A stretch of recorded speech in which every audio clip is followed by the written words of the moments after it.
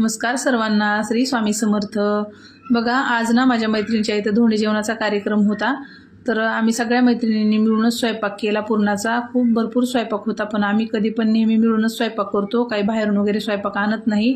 तर खूप छान स्वयंपाक झाला होता आणि त्यांना 7 सुवासिनी पण जेव घालायच्या होत्या।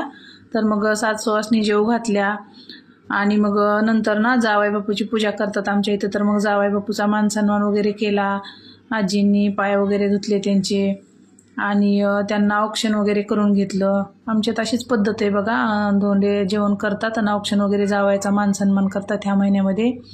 तर खूप छान वाटत होतं पाहायला।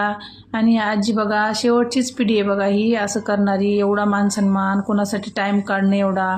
आता इथून पुढे हे काही पाहायला भेटणं असं वाटत नाही की आता लोकांना टाईमच नाही कोणासाठी।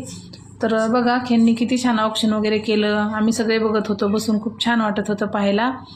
मग औक्षण वगैरे केलं, तोपर्यंत आम्ही काही गप्पा वगैरे केल्या बाजूला बसून। आणि मग आजीनी धोंडे नाही, हे अनारसे आणले होते बघा गावाकडून। अनारसे करून 33 अनारसे देतात आमच्या इथं, पद्धत आहे। तर बघा, जावई बापूंना 33 अनारसे दिले आणि परत हे भांडे आणले होते गावाकडून त्यांनी, पितळाचा तांब्या वगैरे, घंटी, दिवे आणि पंचपाळ।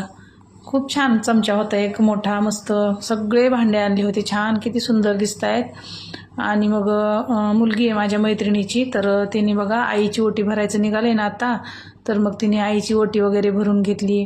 खूप छान बघा, किती मुली छान असतात, किती आईसाठी तिनं सगळं आणलं होतं, गजरा वगैरे, बांगड्या सगळं आणलं होतं आणि खूप छान वाटलं पाहायला।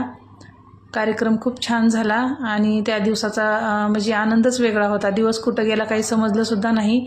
सगळ्यांनी मिळून बसून मस्ती केली छानपैकी। सगळ्यांनाच कपडे आणले होते आजीने गावाकडून, तर मग सगळ्यांना कपडे दिले आजीने। खूप छान वातावरण होतं आणि दिवस खूप आनंदात गेला आणि दोघांनी मिळून आईंचे आशीर्वाद घेतले। तर असा होता आजचा दिवस। आवडलं तर नक्की लाईक करा।